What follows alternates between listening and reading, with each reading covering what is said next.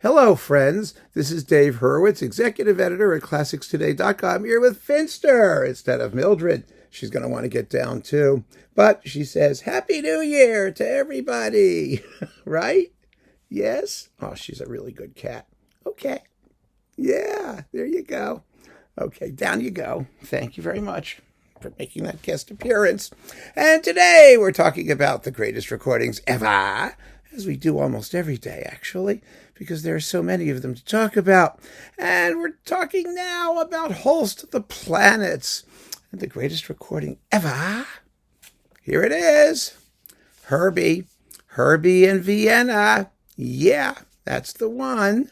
Or let me say more correctly, it's one of the ones. This is the Karajan Decca box, or one incarnation of the Karajan Decca orchestral music Vienna Phil box. It has, 9 CDs, and the Planets, in this case, is coupled with the Grieg music from Peer Gynt. Sometimes it shows up with other things, but that's okay. When I first did the repertoire survey of the Planets, and I mentioned this recording, a bunch of you chimed in, this was a couple of years ago, with like, what, you kidding? Vienna, Karajan, what? You must be nuts. Some of you had his Berlin remake, which is really not as good.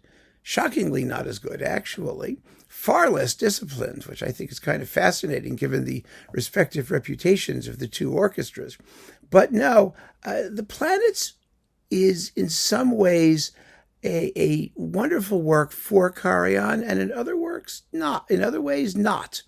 Why is it sort of an ideal Karajan piece? Well, it's a chord piece as opposed to a line piece. In other words, it's based on vertical sonority and extraordinary tone color and orchestration. It has no counterpoint. It's not about contrapuntal clarity or phrasing large paragraphs and with complex textures. The whole thing is about block chording, basically, and rhythm. And the rhythm part is the part that you wouldn't think is too much of a Karajan thing, because he was never much of a rhythm guy. He didn't do a lot of complex 20th century music with difficult rhythmic tricks. Even when he tried the Rite of Spring, it never quite worked. Things like that. It wasn't his thing. And rhythm is not the Vienna Philharmonic's thing either. But they can do it. They can do it. They can really play the Rite of Spring fabulously well. For some reason, the Berlin Philharmonic has not been able to achieve the same thing. Anything like the same thing. I remember hearing a live Orfeo Rite of Spring with Zubin Mehta in Vienna, and boy, do they play. It's phenomenal. They really, or was it Lauren Mazel? It was one of those guys, but I think it's Mehta. But they really, really go nuts, and they can do it.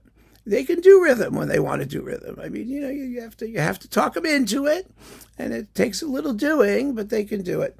And as far as the color stuff goes, well, it's right up Karajan's alley. And the Vienna Philharmonic is a wonderful orchestra in that sense because it has extraordinarily distinctive tone colors. It has its own horns, its own trumpets, its own woodwinds, its own way of playing. And so the Vienna way of playing can be made to work in Holst The Planets, and boy, does it ever hear. And it's stunningly recorded by Decca. Really a beautiful, beautiful recording sonically.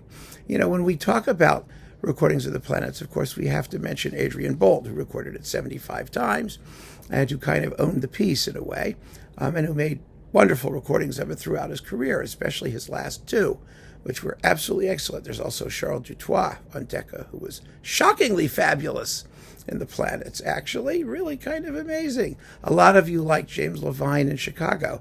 I don't, particularly, because it has great grass playing. Yes, the grass are growing everywhere. No, the brass playing is terrific in that version, but the rest of it is, the Planets requires really fabulous contributions from all sections of the orchestra. And they also have to balance and combine in certain pieces, like Saturn particularly, because it's all chords, just coming at you and things like that. So yeah, but there's no shortage of fine planetses. And thank God that they hadn't discovered Pluto when Holst wrote the Planets, because then he would have had to take one out. So composers subsequently, of course, have added Pluto, only to have it taken out again. Ha ha, there you go. I remember EMI issued a sequel to the Planets where they just took other pieces of classical music, that some rare that people hadn't heard of, and named them after other celestial bodies. They had like the moons of Jupiter. They had, all these other things floating around up there. Oh gosh, it was the stupidest record you've ever heard in your life. But no, I mean, this is really a shocker. And those of you who took the plunge after I originally suggested it were duly shocked, I think. And I'm really glad, because, yeah, this one, Karajan's career as a great conductor was cemented by his early legacy. After that, he coasted for a while, as people tend to. He developed his own Berlin sound and just sort of applied it with a trowel to everything that he got his hands on. And then you had to start picking and choosing. It was like, picking the tasty little raisins out of the giant shapeless pudding of orchestral sonority that he generated subsequently.